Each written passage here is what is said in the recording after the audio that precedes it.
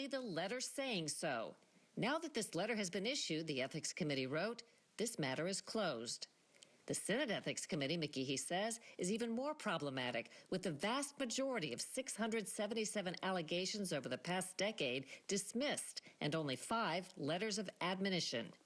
Where does a letter of reprimand go for a member of Congress? I guess into their file, the circular file, I guess. And we don't even know on a public record exactly what that Senate Ethics Committee has done. They make no public comment. They have no public record of any particular senator or staff. And then at the end of the year, put out a few numbers that are pretty meaningless. McGehee says serious dysfunction dates back to the late 80s, when the Ethics Committees figured into an all-out partisan war. Some people may remember the days when there were allegations made against the House Speaker, Speaker Wright. He had received some benefits from the books that he was trying to sell. Lobbyists and others were buying them. The House Ethics Committee cited Speaker Jim Wright, a Democrat, for 5 ethics violations. Chair recognizes the distinguished Speaker of the House. He became the first Speaker to resign amid misconduct allegations. All of us in both political parties must resolve to bring this period of mindless cannibalism to an end. There's been enough of it. Democrats soon got payback against the Republican who led the ethics assault against Wright, Newt Gingrich. The House Ethics Committee investigated him for conflicts of interest when he became Speaker in 1995. Gingrich got slapped with a reprimand and a $300,000 fine.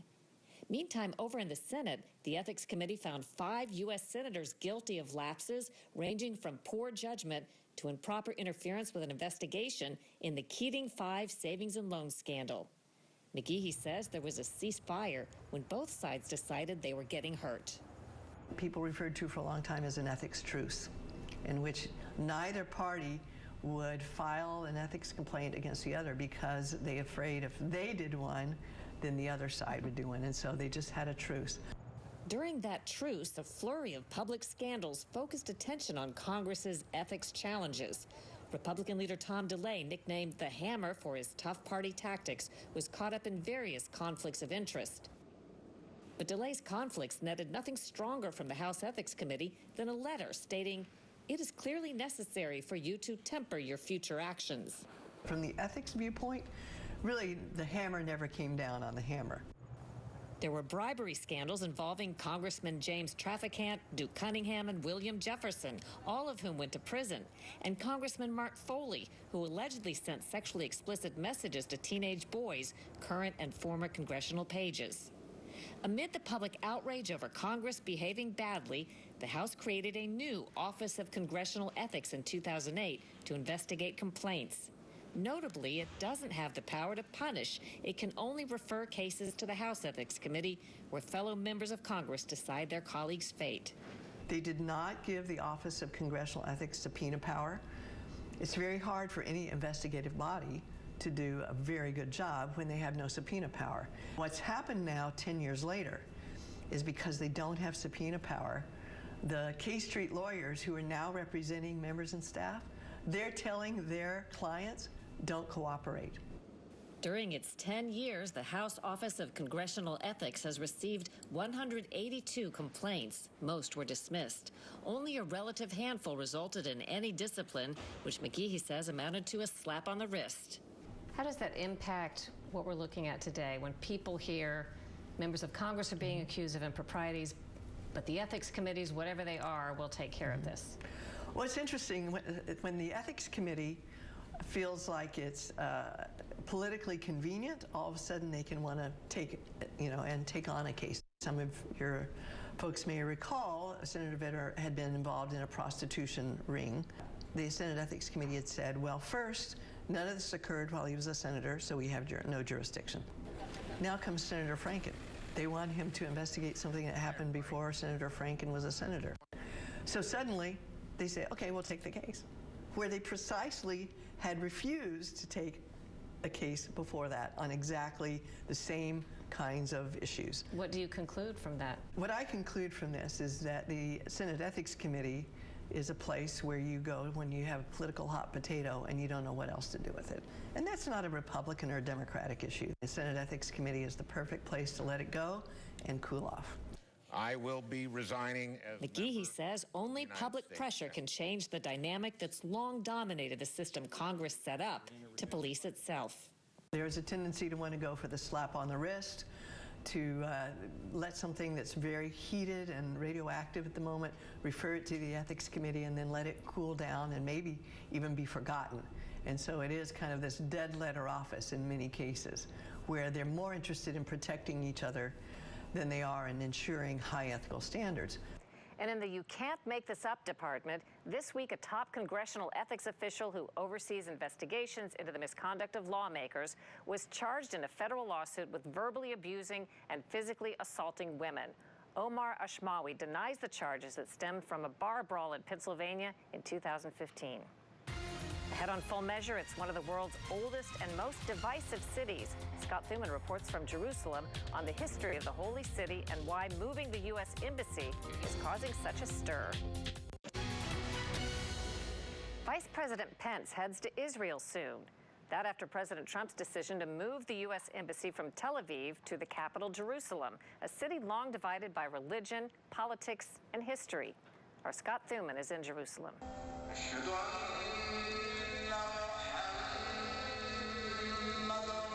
In whatever form it takes, prayer is at the center of Jerusalem's story. This ancient city, settled 3,000 years before Christ, is important to three religions. For Jews, the focus is the Western Wall, a relic and physical link to one of their faith's earliest places of worship. For Muslims, Jerusalem is home to Islam's third holiest site, from where the Prophet Muhammad ascended to heaven. And for Christians, this is where Jesus was crucified and resurrected. It's because this city is so integral to three major faiths and millions of followers that Jerusalem has found itself destroyed at least twice, besieged dozens of times, attacked over 50 times, trading hands by empires in passing. 70 years ago, the State of Israel was formed, but not accepted by all of its Arab neighbors.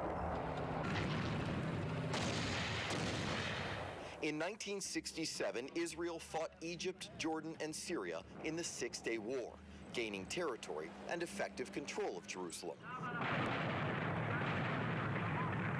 Another brief but bloody war in 1973.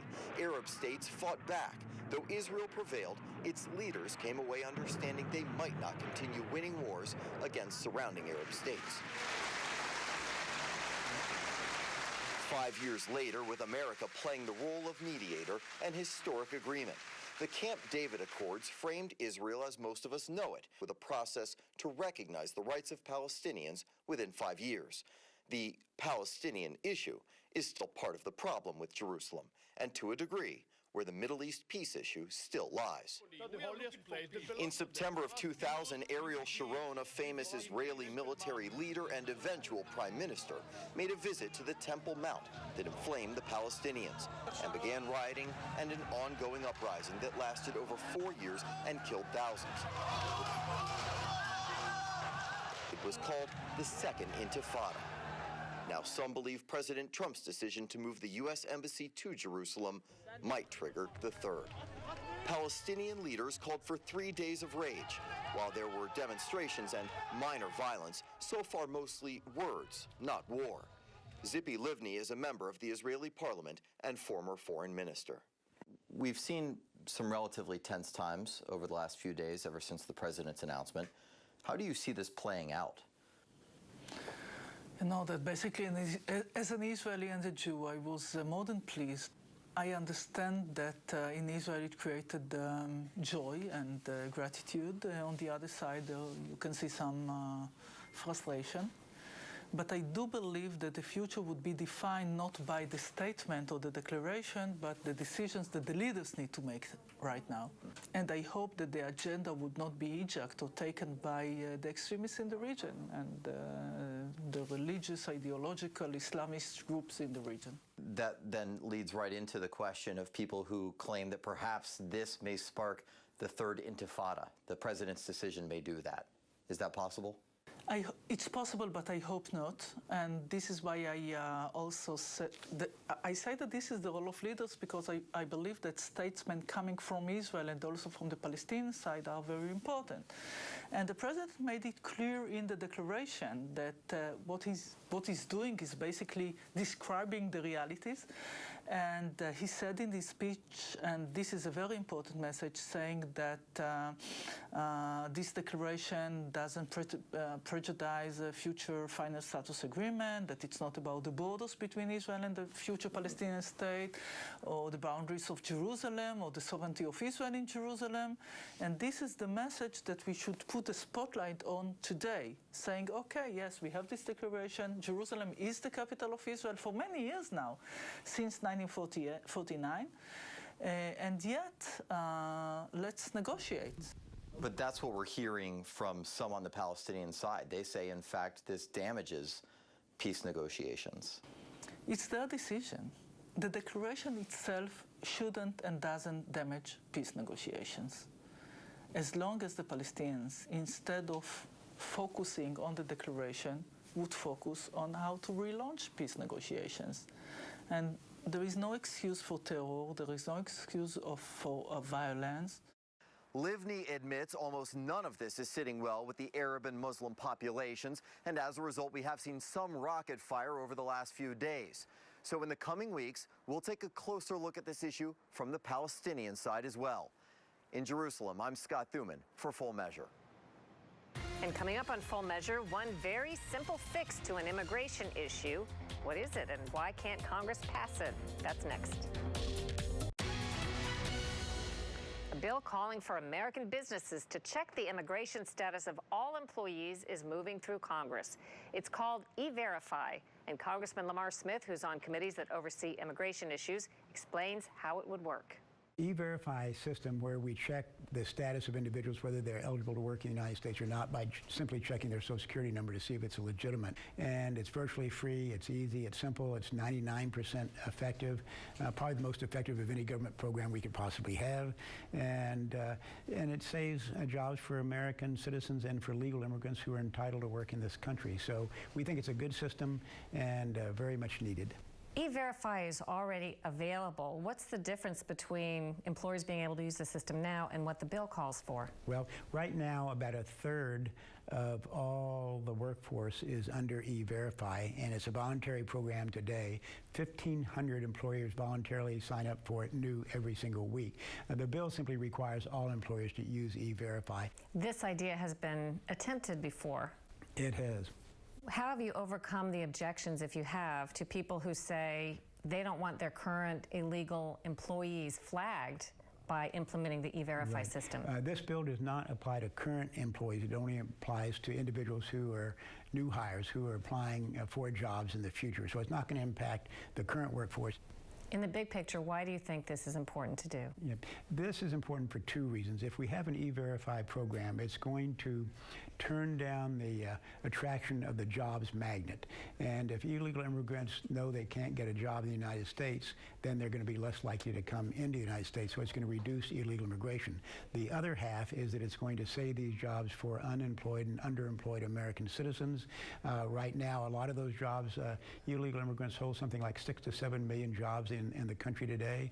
And these jobs should be going to the unemployed American citizens. So you mentioned this being part potentially of an immigration package. So it's passed as a freestanding bill, but then incorporated into a package? It wouldn't surprise me if some kind of a final immigration package didn't have E-Verify to make sure that only American workers got jobs, didn't have some kind of border security in the sense of more structures along the border, maybe some form of immigration reform to reduce chain migration, where you have one individual today conceivably bringing in lots of family members who are not immediate family members. Need to reduce that. Wouldn't surprise me if it didn't have some narrow form of what's called DACA, which is a category of young people who came into the country at a very young age and have lived here most of their lives. That could be part of the package as well. That they would be allowed to stay. They'd be allowed to stay in the United States.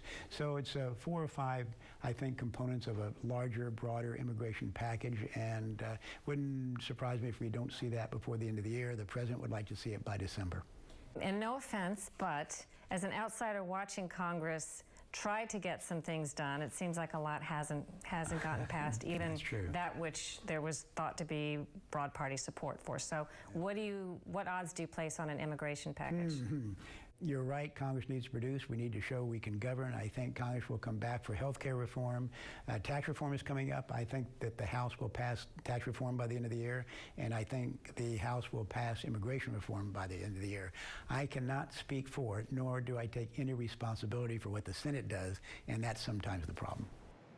We taped this earlier, and it seems like immigration reform is definitely not happening before the end of this year. Smith says E-Verify is supported by the Chamber of Commerce, the restaurant industry, and according to a poll, a majority of Americans. Why do employers support the system? If they use it, they cannot be prosecuted for accidentally hiring illegal immigrants. Next on Full Measure, 5 years after the Benghazi attacks, we finally get documents that show more secrets obscured by the government. An update more than 5 years after terrorist attacks on U.S. compounds in Benghazi, Libya that claimed 4 American lives. Believe it or not, I recently received some documents from the State Department in response to my years-old Freedom of Information request that reveal more secrets are being obscured by the government. You might wonder what secrets could be left surrounding the Islamic extremist terrorist attacks on Americans in Benghazi, Libya on September 11th, 2012. After all, there have been countless document leaks, hearings, and probes. Over the years, we discovered that State Department security was lax, despite many warnings, that rescues that could have been attempted were not, and that Obama officials pursued a false narrative blaming protesters for the attacks while knowing from the start it was Islamic extremist terrorists. Was it because of a protest, or was it because of guys out for a walk one night who decided they'd go kill some Americans? What difference at this point does it make? In November, the Libyan ringleader was convicted of terrorism charges, but he was not held directly responsible for the murders of 4 Americans. 5 years after the attacks, the State Department released to me these 11 outstanding documents with excisions, lots of them. One example is an email chain the morning after, draft Security Council press statement on attacks against U.S. diplomatic personnel. The whole thing is blanked out. Marked Importance High, State Department official Eric Pawlowski writes numerous top government officials, including Secretary of State aides Philippe Rines, Victoria Nuland, Patrick Kennedy, and Thomas Nides. Folks, writes Eric, everything else is redacted. A reply to that email is also entirely blocked out, except for the signature line, "Thanks, Alice." Several emails to and from Benjamin Fishman, who sat on President Obama's National Security Council, were blocked out entirely, including this one circulated to White House and State Department officials Dennis McDonough, Jake Sullivan, and W.J. Burns, September 12, 2012, and this call sheet for Secretary of State Clinton made before a phone call with Turkey's foreign minister. Under the law, responses to Freedom of Information requests are due within about 30 days, so 5 years is overdue, to say the least. This FOIA response shows 2 things. The FOIA process is broken, and there are some secrets about Benghazi that may never be revealed. This week, Attorney General Sessions called the dangerous gang MS-13 a transnational criminal organization. Next week, we report on MS-13. Their motto is kill, steal, rape, control, and they target the young. That's next week. Until then, thanks for watching. I'm Cheryl Atkinson.